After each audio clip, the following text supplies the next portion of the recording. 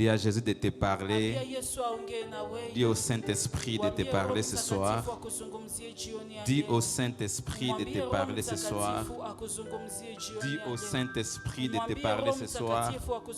Que tu ne rentres pas comme tu es venu, mais que la puissance de Dieu puisse amplifier sa parole dans ton cœur. Est-ce que tu peux encore monter à prière? Tu peux prier.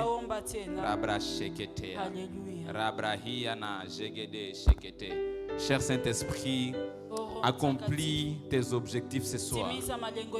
Nous voulons que tu descendes, que la nuée descende et qu'il accomplisse sa mission.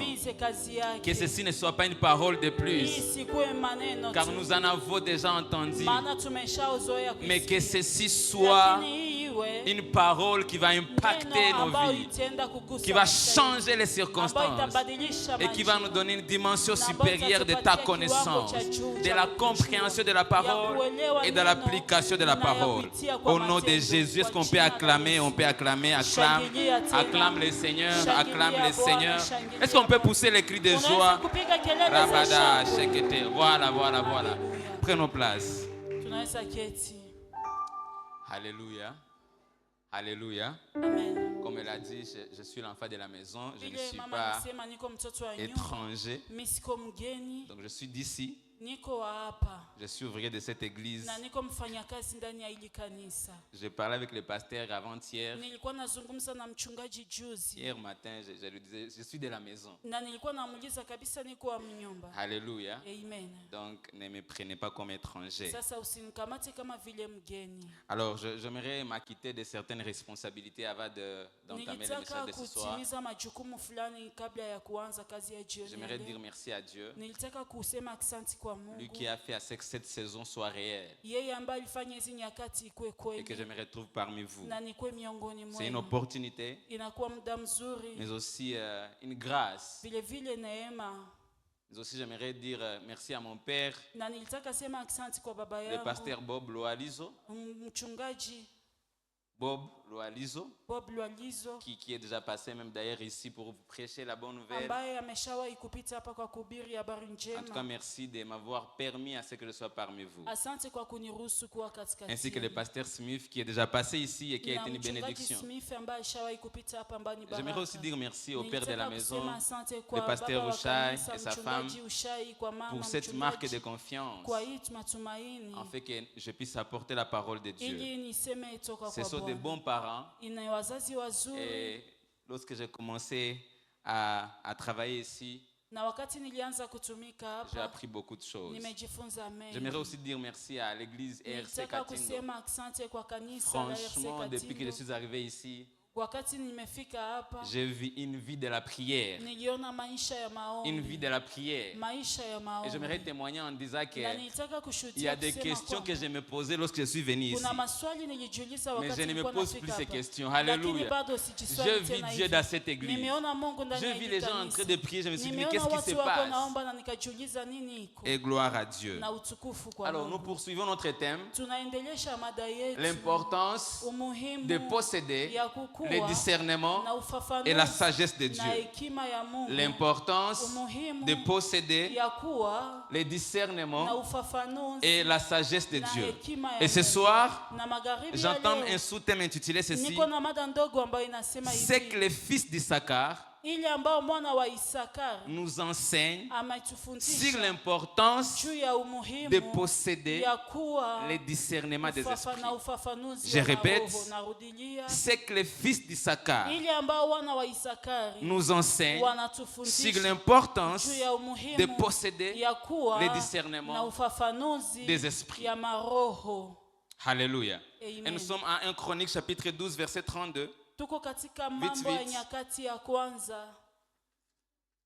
1 Chronique chapitre 12 sura ya 12 verset 32. Mstari wa 13. Un verset que nous avons vraiment répété depuis le début de cette année, mais j'aimerais que ce soir nous puissions encore entrer en profondeur et creuser.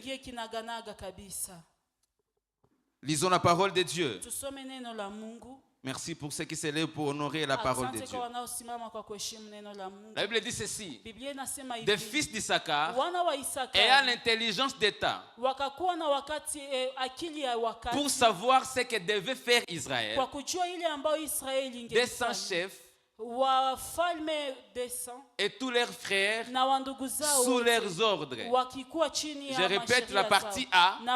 Des fils d'Issachar ayant l'intelligence des temps pour savoir ce que devait faire Israël. Acclamons pour la parole de Dieu et prenons place. Je vais poursuivre moi seul. Jean 1, Jean 5, 1 à 9. Mstari wa kwanza hadi wa kenda. Permettez vraiment de lire ces versets, c'est très très important. Après cela, il y eut une fête des Juifs. Et Jésus monta à Jérusalem. Or, à Jérusalem, près de la porte des brebis, il y a une piscine qui s'appelle en hébreu Bethesda et qui a 5 portiques. Sous ce portique était couché un homme, un grand nombre de malades, des aveugles, des boiteux, des paralytiques qui attendaient le mouvement de l'eau. Car un ange descendait de temps en temps dans la piscine et agitait l'eau. Et celui qui descendait le premier, après que l'eau avait été agitée, était guéri, quelle soit la maladie. Là se trouvait un homme malade depuis 39 ans, 38 ans. Jésus l'a vu coucher et sachant qu'il était déjà malade depuis longtemps, oh my God, lui dit, veux-tu être guéri? Le malade lui répondit, Seigneur, je n'ai personne pour me jeter dans la piscine. Quand je vais, un autre descend avant moi. Alléluia. Quand je vais, un autre descend avant moi. Lève-toi, lui dit Jésus. Prends ton lit et marche. Alléluia. Ce soir, quelqu'un va marcher au nom de Jésus. Aussitôt cet homme fut guéri, il prit son lit et marcha. Il prit son lit et marcha. Ce soir, c'est une soirée prophétique où nous sommes en train de déclarer certaines choses concernant nos saisons. Et j'aimerais que tu sois vraiment spirituel pour saisir ce qui est en train de se passer dans le monde spirituel. Le fils d'Issachar. Et ce que le fils d'Issachar nous enseigne concernant notre thème annuel. Avant que nous puissions aller loin, j'aimerais d'abord définir qui sont les fils d'Issachar. Les fils d'Issachar sont les enfants de l'un des fils de Jacob. Parce que Jacob a eu des fils. Et parmi ses fils, il y a un fils qu'on appelle Issachar. Alléluia. Et vous allez vous rendre compte que tous les tribus d'Israël, ou tous les fils d'Israël, ont eu un héritage d'une manière ou d'une autre. Vous allez vous rendre compte que Juda a eu un héritage de régner.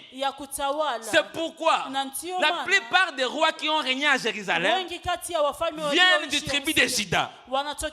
Pourquoi? Parce que l'héritage de Juda était de régner. Et voilà même pourquoi on dit Jésus des tribus de Juda. Pourquoi? Parce que Jésus vient de la descendance du tribu de Juda. C'est ainsi que les enfants d'Issachar ont reçu l'héritage de discerner les temps. Ont reçu l'héritage de connaître l'état et les circonstances. Alléluia. Et vous verrez, même aujourd'hui, il y a des familles qui ont reçu des héritages spirituels par rapport aux sacrifices que certaines personnes ont fait dans le monde spirituel, venant de leur lignée. Alléluia. Amen. Vous allez voir une famille, Utaenda kuona jamaa il y a des chantres seulement. kunakuwa tu waimbaji. C'est leur héritage Inakuwa spirituel. urithi wao wa kiroho. Certaines familles, Ndani ya il y a des familia prophètes. kuna manabii. Certaines familles, il Ndani y a ya des familia hommes puissants. kuna watu wenye À nguvu. cause des sacrifices qui ont été faits. Sababu ya hiyo kazi À waliofanya. cause des alliances Kwa aussi sababu ya que les maagano parents ou les ambao arrière-parents wazazi ont fait. ama walifanya. Alléluia.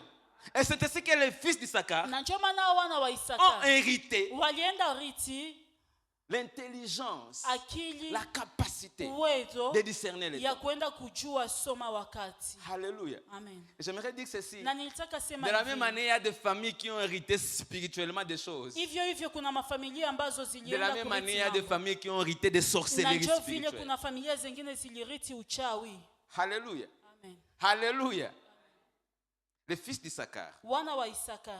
Deuxième des choses retenues, Jambo la pili muishike que vizuri. lorsqu'on parle de fils d'Issachar, Wakati wanazungumzia juu ya à wana wa un Isakari, chronique, ndani ya moja mambo ya on ne nyakati, fait pas allusion hawaende aux fils kusemea d'Issachar directement. wana wa Isakari wa Genre, karibu. Issachar les a engendrés. Non, Wale non, non, ambao non. Isakari alizaa. Ici, c'était après plusieurs Hapa années. ilikuwa kisa vizazi L'état nyingi. de David. Wakati wa Daudi. Mais lorsqu'on commence à identifier ces Na enfants, wakati wanaona kuna parce qu'ils viennent de la lignée d'Issachar, on les appelle fils d'Issachar. Wanawaita tu wana wa Pourquoi? Isakari. Parce Kwa nini? qu'Issachar, c'est une Maana référence. Isakari anakuwa kielelezo. Alléluia. Amen. Parce que Issachar, Maana Isakari c'est une référence. anakuwa kielezo. Et vous allez vous rendre compte que même Na Jésus, utaenda kugundua on kwamba l'appelle hata Yesu, fils de David. wanamuita mwana wa Pas parce Daudi. que c'est David qui l'a Hapana engendré. kwa sababu Daudi Ils viennent ndio de la même alizaa. lignée, Anatoka mais ndani David ya reste kizazi. une référence Lakini Daudi générationnelle. anakuwa Je kielelezo. prie au nom de Jésus Naomba kwa jina que tu la sois Yesu. une Na wewe référence ukuwe générationnelle. kielelezo ya kizazi. Alléluia. Amen. Alléluia. Amen. Que lorsqu'on veut parler de quelqu'un, Wakati wanataka même kusema juu ya après mtu, plusieurs générations après hata ta kisha mort, vizazi qu'on wote dit wasipokuwa, les enfants de tel, waseme watu les wa filles de fulani, tel, binti za les fulani, fils de tel. wana wa fulani. Pourquoi? Kwa Parce nini? que ce que tu as Kwa fait sababu ile ambayo umefanya était une référence. ilikuwa kielelezo. Alléluia. Amen. Alléluia. Amen. Voilà qui sont les fils d'Issachar. Tazama hivyo ndio wana wa Maintenant, Isaka. quelles sont les caractéristiques Sasa ni matabia des gani fils d'Issachar? za wana wa Premièrement, Isaka? Ya kwanza, ils savaient discerner les temps. walikuwa najua kuhesabu wakati. Quand on parle des temps ici, Wakati wanazungumzia wakati vous allez vous hapa, rendre compte que c'est au utaona pluriel. ya kwamba ni nyakati kwa muda wa wingi. Les temps. Nyakati. Ici, ce n'est pas notre temps. Hapa haiko wakati C'est à wote. 12h, 15h. Non, non, non. Inakuwa 12h, Ici, on parle des saisons. Hapa wanazungumzia Ce nyakati. sont les enfants, Ni wana ce sont les fils Ni wana qui connaissaient discerner ambao les walikuwa saisons. najua kufafanua nyakati. Ce n'était pas l'état du genre montre, Haiko kwa hizi mais nyakati ya c'était l'état du genre saison. lakini ilikuwa Alors, nyakati za ces kuonesha fils majira. Hao ont wana reçu l'héritage walipata hiyo de urithi connaître l'état ou ya les saisons. kutambua hiyo nyakati ama majira. Alléluia. Amen. Deuxième des choses, Jambo la ils pili, savaient ce qu'Israël devrait faire. walikuwa najua ile ambayo Donc, Israeli non seulement ils walipaswa connaissaient kufanya. les saisons, Haiko tu walikuwa mais ils wanajua avaient muda, aussi des stratégies lakini pour ces walikuwa na saisons. mambino kwa ajili ya hizo nyakati. Alléluia.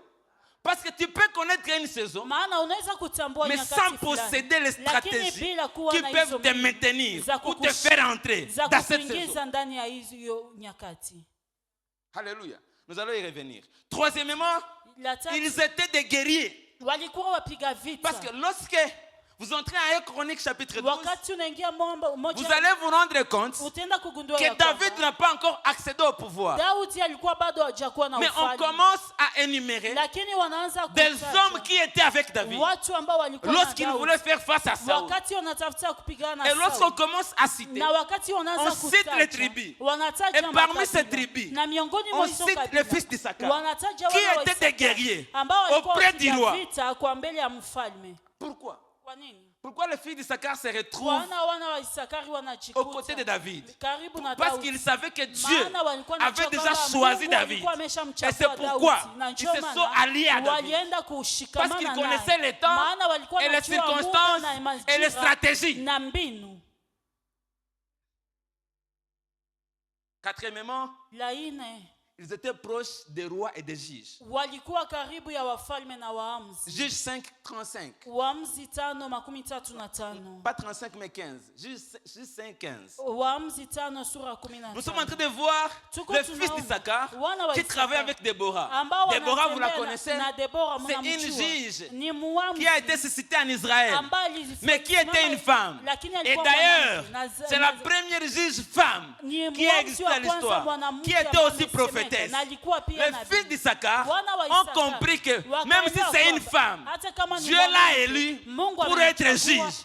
On sera avec lui. Alléluia. Il n'avait pas de questions à se poser.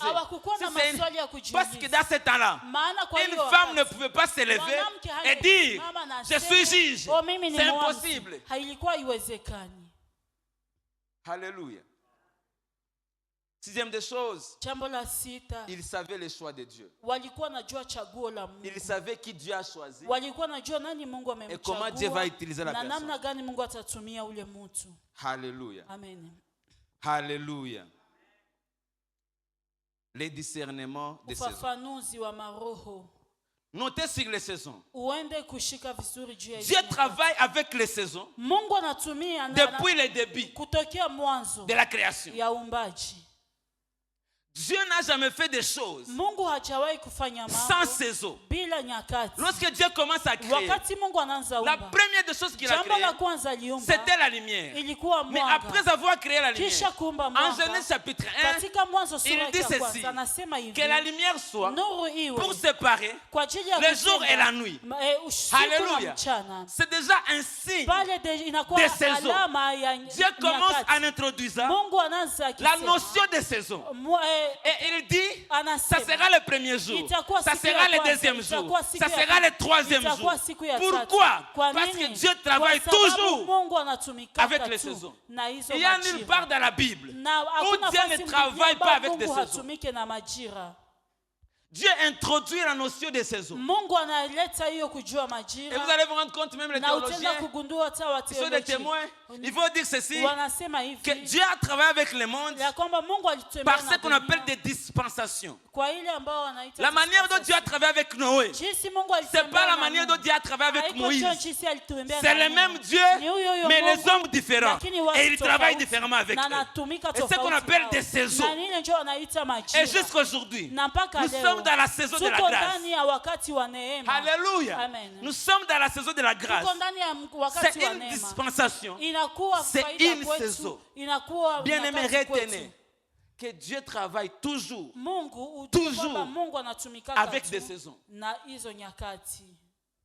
Dieu travaille toujours, que ce soit avec les hommes de Dieu, que ce soit avec l'église, avec ce qu'on appelle les saisons. Alléluia. Et je prie au nom de Jésus que RC puisse entrer dans la saison du réveil au nom de Jésus. Une saison d'expansion, une saison des extensions, une saison de la grandeur au nom de Jésus. Alléluia. Dieu travaille toujours avec les saisons. Et j'aime cette Genèse 1:14. Et en train de dire, la Bible dit ceci, Dieu créa les luminaires. Alléluia. Pour éclairer la nuit, pour différencier les années. Bien aimé, Dieu travaille toujours avec les saisons. Oublie tout ce soir, mais n'oublie pas cette phrase. Dieu travaille toujours avec les saisons. Alléluia. D'où il est important pour chaque chrétien d'avoir une notion sur les saisons. Parce qu'un chrétien qui n'a pas la notion sur le discernement des saisons, alors ce chrétien est foutu. Un bon chrétien est celui qui connaît ou qui a la notion sur le discernement des saisons. Un bon chrétien, celui qui possède l'héritage des fils d'Issachar. Jésus dit ceci. Il dit, lorsque vous verrez ces choses, à Matthieu 24, Sachez que le Fils de Dieu est à la porte. Il vient. Ceci n'appartient qu'aux personnes qui ont le discernement des saisons, qui peuvent comprendre que ces choses normalement, ça concerne l'arrivée de Jésus. Aïe, aïe, aïe. Alléluia. Amen. Alléluia. Notez quelque chose. Chaque saison a un début et a une fin. Chaque saison a un début et a une fin. Il n'y a pas de saison sans début et sans fin. Saison des maladies. Ils ont un début, ils ont une fin. Saison de stress, de dépression. Ça peut commencer et ça peut finir. Alléluia. Amen. Notez encore quelque chose. Dieu peut être le déclencheur d'une saison. Et un homme peut être aussi le déclencheur d'une saison.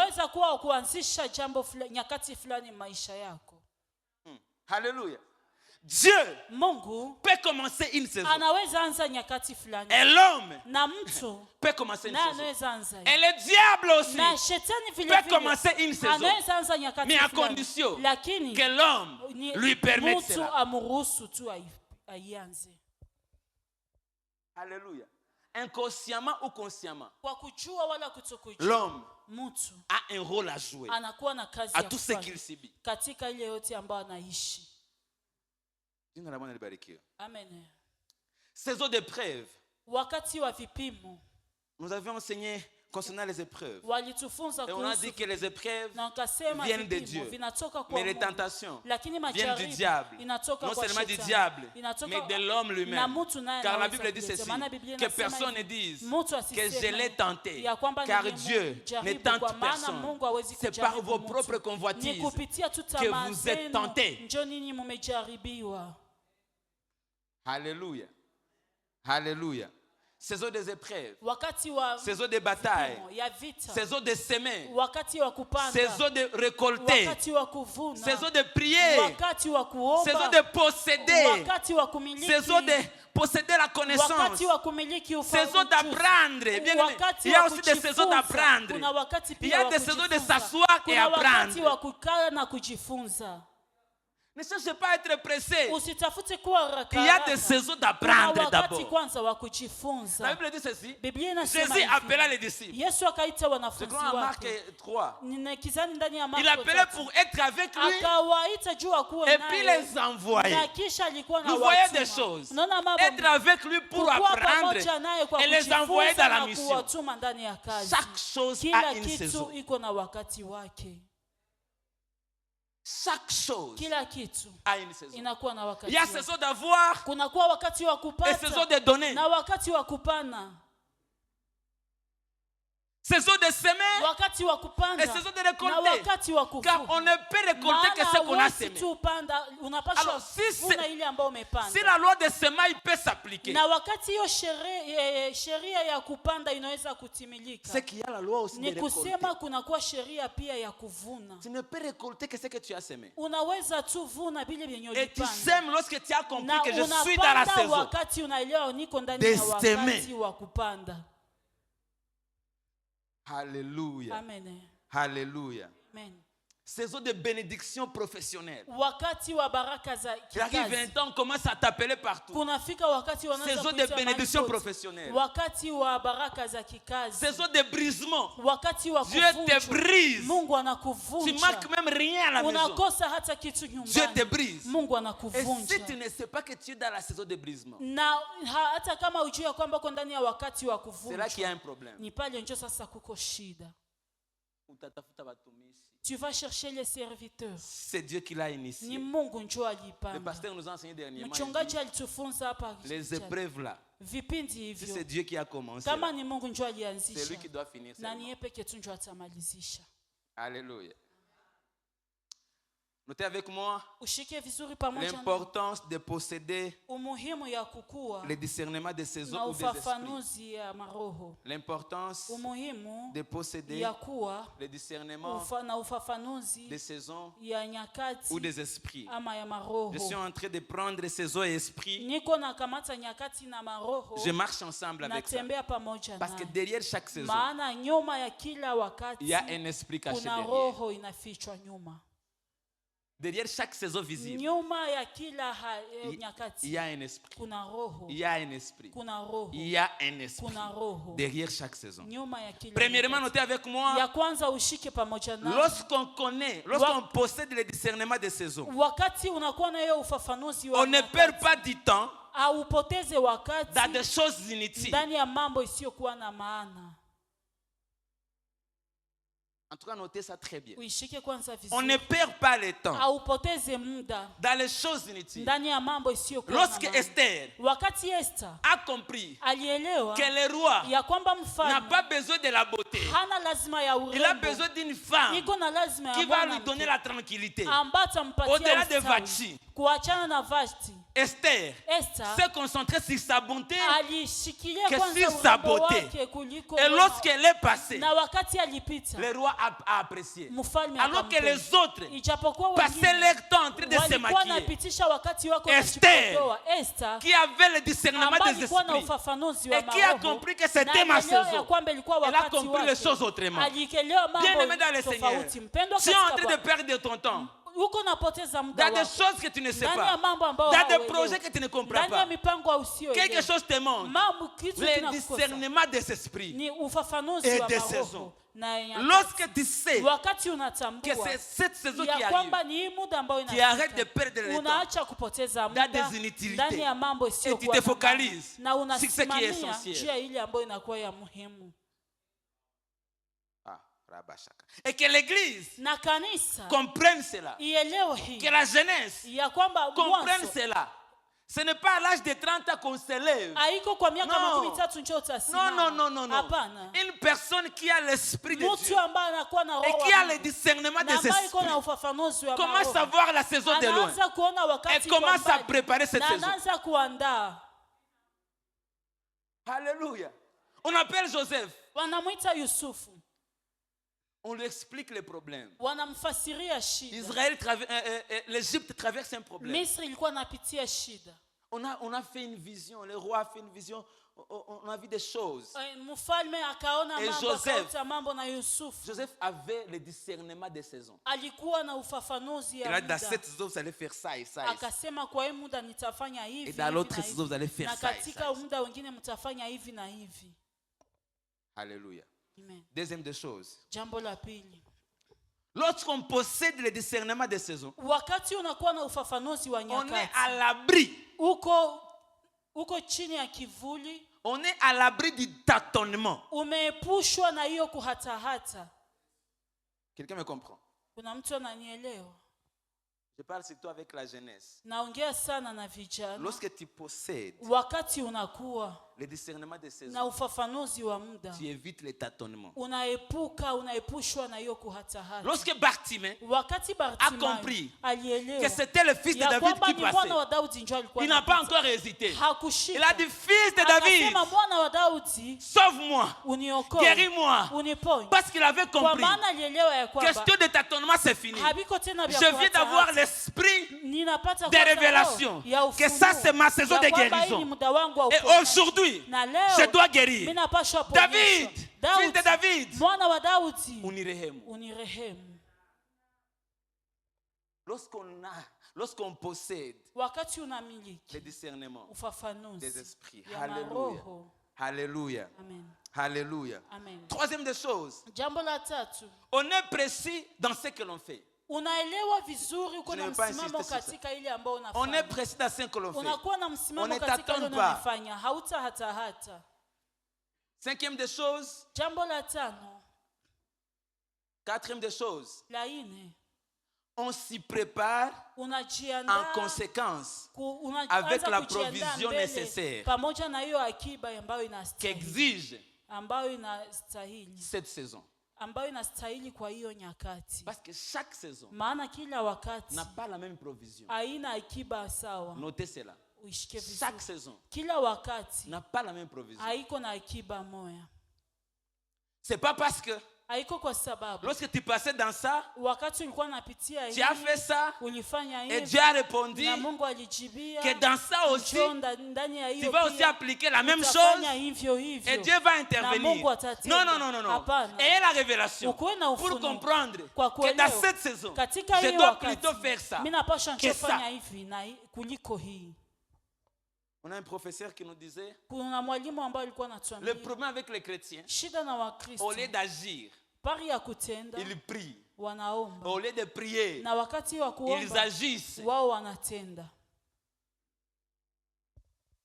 Certaines saisons, c'est la prière qui fonctionne. Wakati wengine ni maombi njoo D'autres saisons, c'est inatenda. l'offrande qui fonctionne. Wakati wengine ni sadaka njoo inatenda.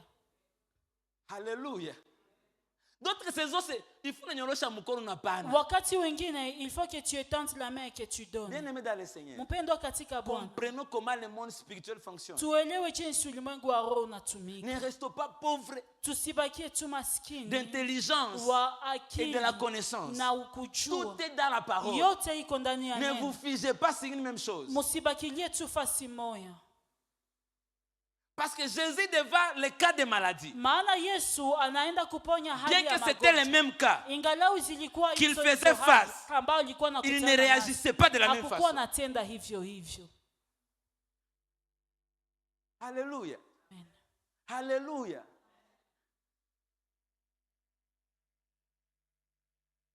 Autre point, cinquième point, Nukta ya tano, lorsque tu possèdes wakati unakuwa le discernement des na temps, ufafanuzi wa wakati ça t'épargne inakuepusha d'être un problème pour toi-même ya kuwa shida kwako kwanza binafsi et pour les autres. na kwa ajili ya wengine. Je répète, Na c'est ikurudilia profond. Lorsque tu possèdes wakati unakuwa le discernement des na temps et des saisons, ufafanuzi wa nyakati na ça majira t'épargne inakuepusha d'être un problème ya kuwa shida pour toi-même kwanza kwako binafsi et pour ceux qui na t'entourent. kisha kwa wale ambao wanakuzunguka. Combien de personnes Watu wangapi qui ont été des problèmes ambao walikuwa shida envers les autres kwa ajili ya wengine seulement parce que kwa sababu cette tu personne n'a pas compris la ule saison dans mtu laquelle elle hakuelewa traverse. wakati ambao alikuwa anapita ndani. Tu n'as pas compris que cette saison, Haukuelewa ya kwamba hii muda Dieu te voulait quelque part. Mungu alikuwa anakutaka Dieu voulait que fasi tu fulani. rencontres quelqu'un. Mungu alitaka ukutanane na Mais tu mtu, as bafoué. lakini ukienda kubia Et tu commences à pleurer chaque na jour. unaanza kulia Alors kila que Dieu siku. avait déjà donné la Ijapokuwa Mungu provision. alikuwa alishapana pour ton hakiba problème. kwa ajili ya hiyo shida yako. Et aujourd'hui, Na leo tu dors et te souviens. unalala Ningeiwaka unakumbuka, hata. si je savais. Et d'autres sont vraiment Na inconscients. wengine kabisa Ils ne se souviennent même hawachajipata, pas. hawakumbuki hata. Le fils prodigue, Huyo mwana mpotevu il a compris quelque chose. alielewa jambo La Bible fulani. dit ceci. Biblia inasema Lorsqu'il hivi, s'est rendu compte wakati aligundua qu'il ya traversait des kwamba moments difficiles, alikuwa anapitia là wakati qu'il était, mgumu, la Bali, Bible dit ceci. Biblia inasema Il hivi, entra en lui-même akaingia ndani mwake akajirudia mwenyewe et il décida na de akaamua rentrer chez lui. kurudi kwao nyumbani. Il entra en lui-même Akajirudia ndani et il mwake décida na akaamua de rentrer chez lui. arudie kwao. Il a nyumbani. évité les problèmes envers lui-même, Alijiepusha shida naye mais yeye aussi peke. envers son père qui Vile vile souffrait. pamoja na babake de ambaye son anateseka juu ya kutokuonekana kwake. Que ce soir, Na magharibi ya que tu leo entres en toi-même, uingie ndani que mwako tu te mwenyewe, poses de bonnes na questions sur ta ujiulize vie, maswali mazuri juu ya maisha yako, afin d'éviter d'être un problème à kwa l'église. kuepuka kuwa shida kanisani. Alléluia. Amen. Alléluia. Amen. Oh, alléluia. Sixième des choses, Jambo la sita, chaque problème kila shida a une clé comme solution. inakuwa na funguo kama suluhisho. Jésus-Christ, Yesu Kristo il est avec Pierre. iko pamoja na Et il Petro dit à Pierre, na akamwambia je Petro, te donnerai les clés du na royaume. nitakupatia funguo za ufalme. Lorsque vous réalisez très bien, Wakati unagundua les clés là hizo sont funguo plurielles. inakuwa kwa wingi. Pourquoi? Kwa nini? Parce que les Kwa royaumes, sababu il ufalme y a plusieurs clés unakuwa funguo pour nyingi chaque kwa problème. ajili ya kila shida. Et lorsque tu possèdes na wakati unakuwa le discernement de saison, na ufafanuzi wa tu sais wakati, quelle clé utiliser unajua funguo gani ya à quel kutumia problème. kwa Dieu shida te fulani. donne la possession Mungu des clés. anakupatia Dieu hizo te donne funguo. la possession des clés. Mungu anakupatia Du hizo royaume. funguo za ufalme. En fait que, Ili kwamba à chaque fois que tu seras kwa devant un wakati wote problème, utakuwa ndani tu ya saches shida, quelle clé ujue utiliser. funguo gani nitatumia. Alléluia. Amen. Les clés du royaume. Funguo za ufalme. Les clés du royaume. Funguo za ufalme. Ce soir, prie à Dieu, dis à Dieu. Magharibi ya leo Donne-moi uombe les Mungu, clés du nipatie royaume. hizo funguo za ufalme. Donne-moi les clés du royaume. Nipatie funguo za Afin que je ufalme. sache comment me Ili comporter. nijue namna gani Un nitajielekeza. jour, j'ai dit ceci. Siku moja Avant que nikasema, les problèmes n'existent, mbele shida Dieu ikuwe, avait déjà donné la Mungu provision alikuwa ashaandaa de toutes les akiba solutions, ya de tous les kila problèmes du monde. ya suluhisho ya mashida Donc, zote le za problème ulimwengu. que tu as, Ni kusema il y a shida une unao. provision de la Kuna solution akiba ya qui suluhisho est dans les ciels. ambayo ipo Le mbinguni. problème, c'est qui? Shida ni nani? C'est toi qui ne Ni sais pas wewe comment ambao déclencher. haujui namna gani ya kuiripusha. Les problèmes qui existent depuis des années Shida ambayo inadumu tokea et qui zamani existeront, na ambazo zitakuwa, il y a des solutions kuna masuluhisho pour ces zazo problèmes. ndani ya hizo shida. Alléluia. Septième point. Jambo la saba, Avoir la capacité kukuwa na uwezo de discerner wa kufafanua l'esprit maléfique roho chafu qui est dans les hommes, ambayo iko ndani ya watu, même si cela vient des hommes que nous faisons confiance. hata kama ile inatokana na watu ambao tunawatumainia. Ça c'est profond. Je vous ramène dans la Bible. Na kurudisha mu Biblia. Jésus est avec Pierre. Yesu iko na Vous savez, Petro. Pierre c'est toute une école. Petro anakuwa shule kabisa kubwa. Pierre, Petro c'est toute une école. anakuwa shule. Jésus est avec Pierre Yesu iko na Petro. dans le même chapitre Ndani ya hiyo shairi de Matthieu 16, ya Mathayo sura 13, 16 23. mstari wa Qu'est-ce qui se passe? 13 nini yapitikana? Jésus demande à Pierre Yesu et anamuuliza à tous les Petro disciples. na kwa wanafunzi wote. Les gens disent que je suis qui? Watu wanasemaka mimi ni nani? Les autres, oh, tu es prophète, Wengine wewe ni nabii. tu es Élie. Wewe ni Elia. Et l'autre dit, tu es Moïse. Wewe ni Musa. Mais Paul et Me- Pierre, Lakini Petro il se lève et dit, anasimama on anasema, dit wanasema que tu es fils de ya Dieu. kwamba wewe ni mwana wa Mungu. Alléluia. Amen. Et puis Pierre lui dit, Jésus lui dit, Kisha Yesu akamwambia, tu es Pierre. wewe ni Petro. Et sur cette pierre, Na kwako wewe qui est la Petro, révélation qu'il ambao donnait, ni ufunuo, je bâtirai mon église. nitajenga kanisa langu. Le fait que Jésus est fils de Dieu, Na jinsi Yesu ni je mwana wa bâtirai Mungu, mon église sur cela. nitajenga kanisa C'est langu pourquoi juu même ya- l'église Na ndio maana est bâtie kanisa sur la pierre angulaire qu'on appelle Christ. wanaita jiwe la msingi ambao ni Kristo. Mais attendez, Lakini il n'y usikie, a même pas 5 secondes qui se passent. akuyapita hata dakika tano. Jésus commence à dire, Yesu anaanza je sema, serai crucifié. nitatundikwa, On va me tuer. watanisulubisha, Troisième jour, siku ya je vais tatu ressusciter. Et nitafufuka. qu'est-ce qui se passe? Na nicho sasa inapitika. Pierre lui prend, Petro anamutia pembeni. il le met à Il lui côté dit ceci, na akamwambia hivi, papa, baba, acha kusema vile hautakufa. arrête de dire tes choses, tu ne vas pas mourir. C'est impossible, c'est impossible. Habiwezekani. Un homme comme toi, on ne Mtu peut pas kama te wewe tuer. hawawezi kukuua. Parce que Pierre Kwa maana a Petro vu le miracle que Jésus a aliona fait. miujiza ambayo Yesu Alors alikuwa Pierre anafanya. s'est fait des idées humaines. Petro sasa akakuwa Que na Jésus mawazo ne ya peut pas kibinadamu mourir. ya kwamba Yesu hawezi kukufa. Qu'est-ce que Jésus lui dit? Yesu akamwambia, Arrière de moi, uende mbali na mie shetani. qu'est-ce qui se passe? Nini napitikana? Déjà, Pierre a donné une révélation Petro kwanza alipana sur laquelle ufunuo on bâtira l'église. ambao watajenga kanisa juu Mais ya. le même Pierre, après Na 5 huyo huyo secondes, Petro on lui dit arrière de moi. wanamwambia uende mbali nami shetani. Hey! Lorsqu'on possède, Jésus avait une possession Yesu alikuwa du discernement. naelewa C'est ce qu'on appelle high quality en anglais. Une qualité Ni supérieure. kusema ilikuwa hali ya kijuu ya Il kiroho. pouvait voir les esprits maléfiques Angeliona roho chafu derrière Pierre. nyuma ya Petro. Le Pierre, l'apôtre que nous connaissons. Huyo mtume ambao tunamjua. Le Pierre qui a guéri le paralytique en Petro acte 3. ambao alienda kuponya huyo mlemavu kwa Le matendo Pierre ya mtume sur tatu. qui celui qui a dirigé l'église. Petro ambaye aliongoza Jésus lui kanisa. dit, Yesu arrière anamwambia de moi, mbali na mie Satan. shetani. bien-aimé dans le Seigneur. Mpendwa katika J'aimerais parler Bwana, avec l'église. nilitaka kuzungumzia Même lorsque les kanisa. prophètes viendront, Hata kama wanabii il watakuja, faut avoir la capacité inabidi kuwa na hiyo de discerner uwezo ya et de se kufafanua poser la na question. kujiuliza, Est-ce que ça, je c'est hii Dieu Dieu qui dit Ni ou c'est l'homme Mungu qui njoo dit? anasema wala ni mtu njoo anasema. Même si c'est un vrai prophète. Hata kama ni nabii wa Qu'est-ce que la ukweli. Bible dit? Ni njo Biblia inasema. Examinez, Mchunguze retenez ce qui est. na mchukue ile ambayo ni ya muhimu. C'est la parole de Dieu. Ni neno la Mungu. Bien-aimé dans le Seigneur. Mpendwa katika Bwana. Même s'il est vrai. Hata kama ni kweli. C'est possible à Iwezam. Inawezekana na jidanganya. Alléluia. Amen. Alléluia. C'est profond. Connaître les esprits maléfiques Kuelewa hizo roho chafu cachés derrière ambazo zimejificha nyuma ya watu, même les hommes hata wale watu qui l'ont fait confiance, ambao tunawaaminia. que les gens qui te donnent des conseils. Je, watu wanakupa mashauri.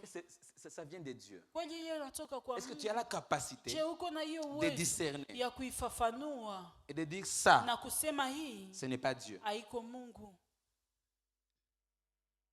Un homme de Dieu a dit, Mtumishi wa Mungu akasema, Joshua Selman de Nigeria, Joshua wa Nigeria il dit ceci: akasema toutes hivi, les bonnes choses mambo mazuri ne sont yote pas bonnes pour moi. haziko mazuri kwangu. Romains 12:2. Warumi sura 12 mstari. En fait de discerner Ili ya kufafanua ce qui est bon, ili ambayo ni ya agréable mzuri, ya kupendeza et parfait. na ya kukamilika. Il ne s'agit pas d'avoir les bonnes choses, Haiko tu jambo la kuwa na mambo mais il faut mazuri, se rassurer que ces bonnes lakini choses, inabidi c'est kuhakikisha la volonté kwamba hiyo parfaite de mambo Dieu pour mazuri, moi. je, ni mapenzi ya Mungu Les kamilifu grandes kwangu. portes peuvent s'ouvrir, Milango mikubwa mais est-ce inaweza que ces portes kufunguka, sont pour moi? lakini hii milango je Faut ni pas aller yangu. comme, oh, ce sont Haibidi des portes. tu kuona Non. tunasema ni milango. Certaines choses ne sont pas des Mambo mengine bénédictions, haziko baraka, ce sont des mitego. inakuwa mitego. Alléluia. Amen. Je me souviens Nakumbuka quand je me battais avec Dieu, wakati nilikuwa me napigana demandait na rentre à Mungu. Goma. Ananiambia rudia Goma. Déguise Mungu aishivi. Na mimi nikasema Mungu jinsi tu ulivyo. Rudi à Goma. Moi je ne vais plus rentrer à Goma. Gizu ishivi on haki ya Mungu. Et je vous dis, je n'oublierai jamais la Na date sitasahauka hiyo tarehe de nirudi hapa Goma. où je suis rentré ici à Goma. Le pasteur Smith me dit toujours, Mchungaji Smith anazoea kaniambia, Berger Fiston, j'apprends beaucoup de chez toi. asema najifunza mengi kutoka kwako. On m'appelle pour prêcher à la CEPAC. Wananiita kuhubiri kusepaki. Séminaire d'une semaine. Inakuwa semina Je ya commence wiki le premier moja. jour, Naanza siku ya le kwanza, deuxième jour, ya pili, le troisième ya jour. tatu. On bloque les barrières. Wanaenda kufunga C'était l'état sasa de mipaka. Corona. Ilikuwa wakati wa Alors que je corona. travaille dans l'aviation à Wakati Kampala. nilikuwa natumika kwa aviation Kampala. On bloque les barrières. Wanafunga On sasa bloque mipaka. l'église. Wanafunga Et moi, je kanisa. me dis, na mimi sasa Là, najiambia, t'as fongé après 2 jours. on va ouvrir après 2 jours. À cause c'est une année passée. Mais une année est Na passée wafunga la barrière. et on n'avait pas Na mimi ouvert. nishapokea hali yangu Et moi j'avais reçu na ma part. nishaishi normal. Et, Na Mungu ashanipatia roho. et Dieu m'avait ya donné kupenda le Goma. cœur d'aimer Dieu. Aimer Alléluia. Goma. Et j'aime Goma. Na mimi napenda Goma sana. Mes parents me disent souvent à l'étranger, me disent, mais qu'est-ce qui se Wazazi passe wangu avec toi? wananiambia sasa nini Qu'est-ce que tu as vu à kinapitia? Goma? Nini cho uliona Mon père est Goma? pasteur à la CEPAC, mais il ne comprend pas souvent mes actions. Baba yangu ni mchungaji Goma, kusepaki lakini yeye hajawahi Le kuelewa. discernement des temps Ufafanuzi wa t'amène muda même inakupeleka à hata connaître où tu dois kujua être. wapi unapashwa kuwa. Bien aimé dans le Seigneur. Mpendwa katika Il y a Bwana. des gens qui sont dans cette église, Kuna watu ambao wako des ndani gens ya qui sont dans kanisa, cette ville, wako ndani ya mais hii qui nchi, ne devraient pas être lakini ici. hawangelipashwa kuwa Normalement, tu hapa. devrais être à Canada. Ungelipashwa kuwa Mais tu es à Canada, Goma. lakini uko hapa Normalement, tu Goma. devrais être à Calais. Ungelikuwa Mais Kalehe, tu es à Goma. lakini uko hapa Tu Goma. fais quoi? Unafanya nini? Des opportunités. Muda mzuri. Bazazi wako. Les parents sont Nini? là. Dieu ne s'en fout de tout ça. Mungu hangaikie Dieu bila. veut que tu lui fais Mungu confiance anataka umtumainie dans le processus. ndani ya wakati. Pasteur, Mchungaji, quand l'état de quitter cette église arrivera, wakati Faut pas muda wa attendre, kutoka il faut hii kanisa itatoka, va ouvrir même d'autres extensions. uende ufungue Si c'est à zingine. Calais, va à Kama Calais. ni Calais, uende baba. Écoutez, Sikiliza, Jésus ne voulait pas quitter les disciples. Yesu hakukuwa anapenda achana na Et les wanafunzi. disciples ne voulaient pas quitter Na Jésus. pas. wanafunzi nao wakupenda kuachana. Mais na Jésus a Yesu. compris. Na Yesu akaelewa. Ça, c'est la saison de rentrer à la Hii ni maison. wakati wa kurudi nyumbani. 10 jours ensemble. D'ailleurs, c'est 40 jours. Siku 40 pamoja. en train de partager. Wako wanagawanya. Jésus est encore glorieux. Yesu angali na utukufu wote. Ah, Thomas lui dit, je ne crois pas, montre-moi. Thomas anasema mimi nisielewe, nionyeshe. Alléluia. Où Dieu te veut. Mahali ambapo Mungu anataka ukue. C'est important. Inakuwa ya muhimu sana. Abraham comprend. Abrahamu akaelewa. Il dit ceci. Akasema hivi. Je quitte ma patrie. Mimi natoka taifa langu. Il va où il ne sait même pas. Anaenda wapi mahali ambapo hajui hata. Jésus au ciel. Yesu mbinguni. La Bible dit ceci. Biblia inasema hivi. Il a déposé toute la gloire qu'il avait. Aliacha utukufu wote alikuwa. Il est descendu sur terre. Na akashuka duniani. Ça c'est très puissant. Hiyo ni hatari sana. Un homme puissant, glorieux. Mtu ambaye amejaa utukufu. Qui vient se revêtir du corps du péché. Ambaye anataka kuvaa mwili wa dhambi. Attends un jour. On va comprendre. Un jour, quelqu'un dit ceci. Siku moja mtu moja akasema hivi. J'étais au Canada. Nilikuwa Canada. J'ai écouté un message. Na nilipata ujumbe. Disant que ceux qui sont partis en Europe ou bien en Amérique sur base de mensonges. Nikasema wale ambao walienda Ulaya. Ceux qui connaissent Kampala, Kenya, ils savent que les gens partent là-bas sur base de mensonges. Watu wanaenda kule kubia bongo. Banibakaka, wazazi bakawaua et tout. Les parents et tout. Un jour, la maman écoute le message. Siku moja mama akasikia ujumbe. On était en train de dire ceci. Akasema hivi. Même si tu es en États-Unis. Hata kama uko kule et que tu es parti là-bas avec les faux visas. Na ulienda kule na visa. Et que tu as menti. Na ulisema uongo. La vraie repentance. Kutubu ya kweli. C'est faire quoi? Ni kufanya nini?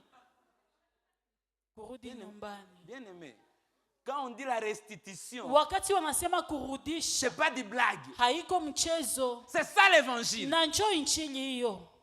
C'est ça l'évangile. Tu ne veux pas restituer alors que tu as dit que tu t'es repenti. Tu n'as pas connu la croix. Et aussi longtemps qu'on vous dorlote, vous n'allez pas comprendre. Tu as volé le téléphone d'autrui. Ramène le téléphone. Tu as en quoi? C'est ça l'évangile. C'est ça la croix. Jésus dit ceci. Je sais que peut-être le pasteur Smith avait dit ça. Parce qu'il aime ça. Que celui qui veut me suivre, qu'il se renie lui-même. Et qu'il me suive.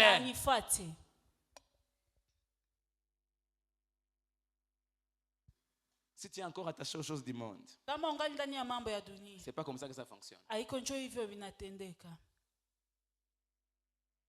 Un riche voulait suivre Jésus. Je vais te suivre moi aussi. Vous allez suivre Jésus comme Utamusan. Et il pensait qu'au travers de sa richesse, il aura une bonne position avec Jésus. Jésus lui dit, va, vends tout ce que tu as. Cet homme n'est plus revenu. Suivre Jésus. Il ne faut pas blaguer. C'est pourquoi on te dit de chanter. Tu es en train de frimer. Ceux qui connaissent la croix de Jésus savent comment se comporter dans la présence de Dieu. Dieu. Tu es comme ça parce que tu n'as pas compris la croix, c'est quoi. Mais lorsque tu comprendras la croix. Un jour, j'avais un péché chéri. J'entre en retraite. J'ai dit à Dieu, cette fois-ci, je vais faire 3 jours. Aide-moi. Jésus s'est moqué de moi. Le premier jour, il m'amène à la croix. Quelque chose que tu n'as pas encore compris. C'est la puissance de la croix. Hey! Le premier jour, j'arrive à la croix. Qu'est-ce qui se passe? Tout ce que j'avais comme lourdeur, c'est tombé. C'est à la croix, c'est là qu'on se repose. À la croix, c'est là qu'on se repose. Tant que tu n'es pas encore arrivé à la croix, tes émotions ne se reposeront jamais. Tes sentiments ne se reposeront jamais. Tu verras des chrétiens dépressés. Ce chrétien n'a pas encore arrivé à la croix.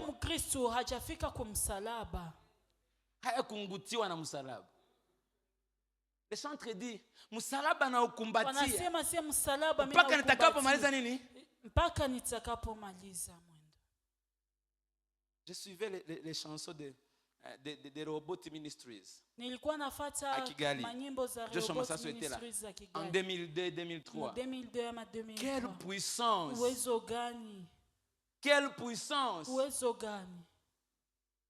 Les chrétiens étaient encore à la croix. Wakristo walikuwa angali kwa msalaba. Mais aujourd'hui, je ne sais pas où est-ce que nous sommes. Leo sijue wapi tu. Que Dieu nous aide. Mungu atusaidie. Et que Dieu nous soutienne. Na Mungu atushikie. Alléluia. Alléluia. Amen. Avoir la capacité de discerner la volonté de Dieu. Comment posséder les saisons? Namna gani ya kumiliki hizo nyakati? Ou bien avant de passer sur ça, comment perdre une saison? Namna gani unaweza kupoteza wakati? Comment perdre namna gani ya kupoteza une saison? Wakati.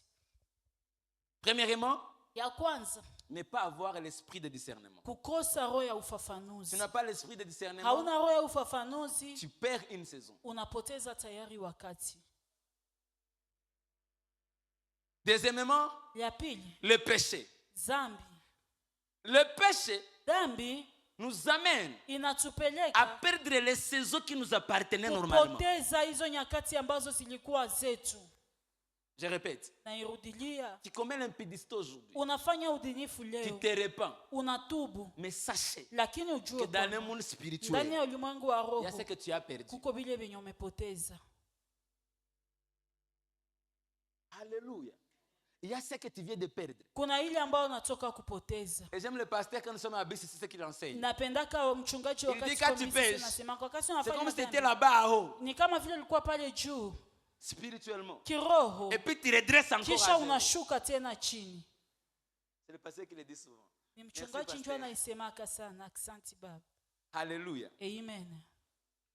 Tu étais proche d'avoir un boulot. Parce que dans le monde spirituel, on avait déjà siégé, on a décidé que c'est le moment de te bénir.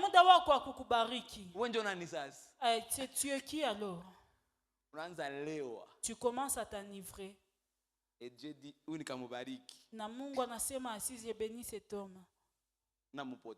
vais le perdre.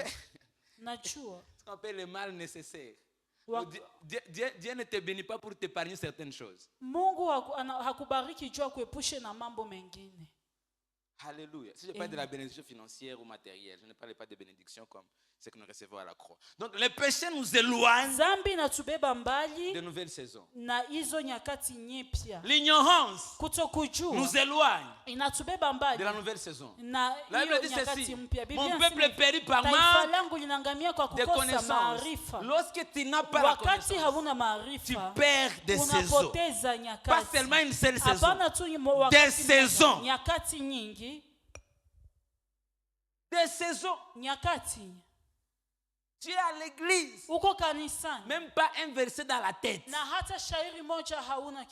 es à l'église. On te dit Dieu est amour, tu ne comprends pas. Tu es à l'église. On te dit Dieu pardonne le péché, tu ne veux pas comprendre. Tu es à l'église. On te dit pardonne ton voisin, tu ne veux pas. Les saisons vont t'échapper comme ça. Tu es à l'église. Orgueilleux. Tu ne veux pas saluer les gens. Alors que ce sont ces gens-là qui vont t'aider. Continue de passer. Pas seulement. Pita. Enda tu. Pita tu. Upite tu kabisa. Vous savez, c'est à l'église qu'on trouve des connexions. Unajua ni kanisani ndio mtu anapataka mahusiano. Kama upate mahusiano pa kukanisa, utapata wapi tena? Mukabare. Open salimia watu. Tu ne veux pas saluer les gens. Le pasteur Eston dit un jour, mchungaji Eston anasema siku moja, le culte se passe après le culte. Ibada inapitikanaka kisha ibada. Bien anasema vitu gani? Et puis il explique, il dit, na nafasiria anasema, quand on sort dans l'église, wakati tunatoka kanisa, saluer 30 personnes. Salimu hata watu 30. Saluer 30 personnes. Usalimu même si on te boude, salut 30 wanakusula, wewe msalimie tu. Papa ni sawa. Papa ni sawa. Frère ni sawa. Baba ni sawa. Saluer les gens. Usalimu watu. On ne sait jamais. Mtu ajuake. On ne sait jamais. Mtu hajui. On demande de ton témoignage là dehors. Wanalombaka ushuhuda wako huko nje. Nilikuwa na besoin ya mtu wa kufanya ndatuma Dubai. J'ai besoin de quelqu'un que je peux envoyer à Dubai. Ule mama amekunda. Cette maman là. Bibi ya Scott anakuwa. La femme de Scott, elle est comment? Ule hasalimiana. Elle ne salue pas les gens. Vitu vinaharibika. Na vitu vinaharibika. Utaenda mu business na usalimiana. Comment est-ce que tu vas aller dans les business pourtant tu ne salues même pas les gens? J'ai une licence en business administration. Et on nous disait toujours, na walikuwa natuambia tu, si tu es boudin, kama uko mtu wa kusula wengine, tu ne vas pas réussir dans cette hautafaulu. Hapana mtu mafrime. Salimia watu kukanisa. Salimu wengine, salue les autres à l'église. Même dans ton département, on a ne vous salue pas. Hamsalimianaki. Je parle à quelqu'un. Niko naongea na mtu. L'intercession là, on ne se salue pas, on sommes des frimaires. Kila mtu. Nous sommes des hommes spirituels. Tuko wa kiroho. Papa il est spirituel utaikula. Rassurez-vous que vous saluez les gens. Hakikisha ya kwamba unawasalimu watu. Et ERC. Na ERC. C'est une famille, église famille. Kanisa jamaa. Comment on saura que nous sommes église famille si on watajuaje kama sisi ni kanisa jamaa ijapokuwa tusalimianake? Alléluia. Amen. Les distractions du monde iyo kuzubarishwa na dunia nous empêchent à entrer dans une saison. Inatuzuia kuingia ndani ya wakati. Le pasteur l'a dit, comme Facebook, tu es sur Facebook, comme WhatsApp, sur WhatsApp, comme Instagram, tu es sur Instagram, comme TikTok, tu es sur TikTok. Ces autres sitakupita mu macho hivi. Ça va te passer. Tu vas te retrouver après 35 ans. Dieu, souviens-toi de moi. Il est temps de te souvenir de Dieu, tu ne t'es pas souvenu de lui. Alléluia. Amen. Les distractions. Les distractions. Je répète, les distractions. Pour ne pas prier. Au nom de Jésus. Amen. Ne pas produire de fruits au bon moment. Psaume 23. Cette personne, il est comme une plante qui a été plantée à côté d'eau et qui produit des fruits à sa saison. Écoutez ceci. Il y a des gens qui attendent que tu produises des fruits à une saison quelconque pour te faire entrer dans une autre saison. Parce que saison normalement, ça se suit. Il n'y a pas une saison vide. Tous comme nous sommes ici, nous sommes des saisons. Nous sommes dans des saisons. Nous sommes dans des saisons. Alléluia. Amen.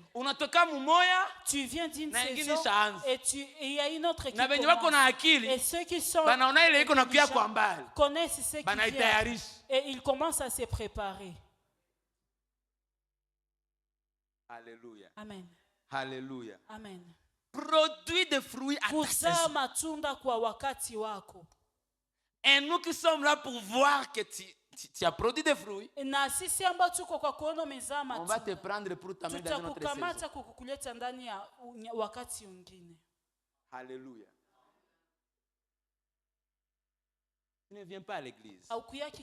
Quelqu'un vient ici. L'autre frère là, est-ce qu'il est venu? Non, il n'est pas là. Tu rates. Tu rates. Se précipiter. Se précipiter nous cause du tort dans l'église. Se précipiter, c'est aller en train de sauter les saisons.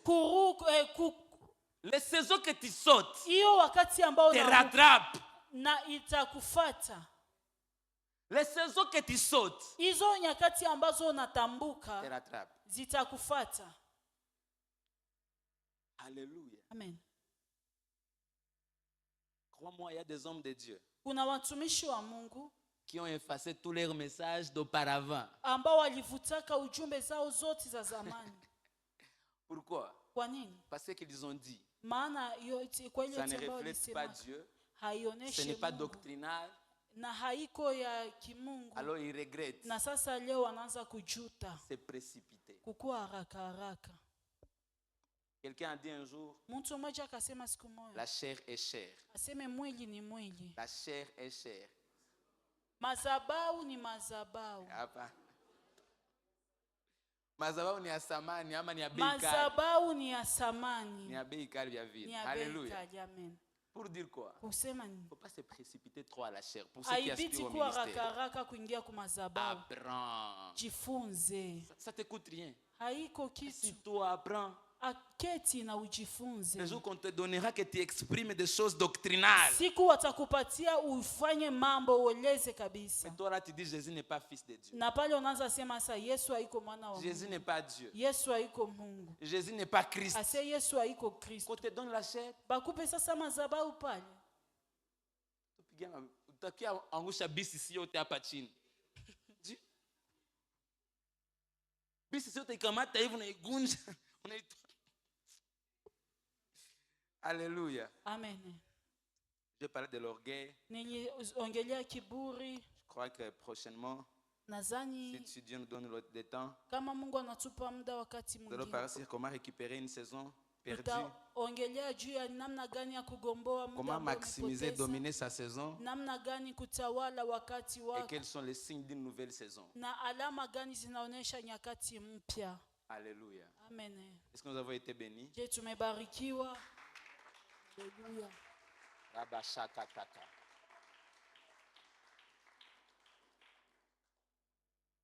Alléluia. Amen.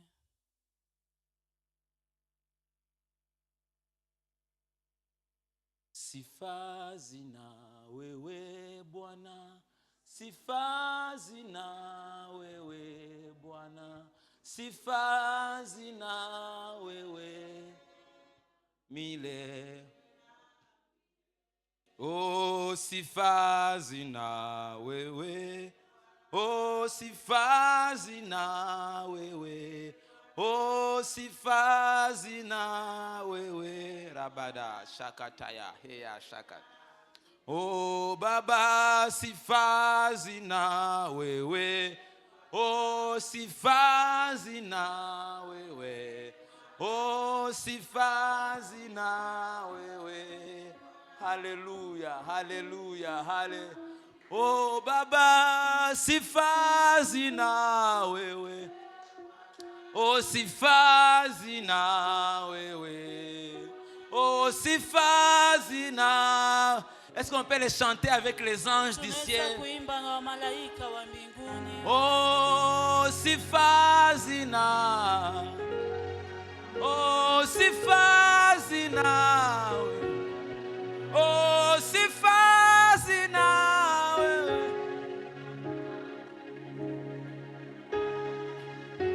Oh, sifa zina wewe. Oh, sifa zina. Des chants qu'on chantait dans le temps du salut, quand le salut était authentique. Oh, sifa zina. Et je prie que cela soit authentique pour toi. Oui, oui. Oh, sifa zina. Rabadagadaga. Rabadagada shakata.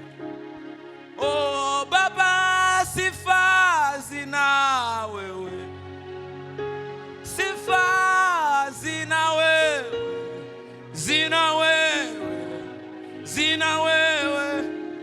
Zina, oui. Zina, sifa zina wewe. Sifa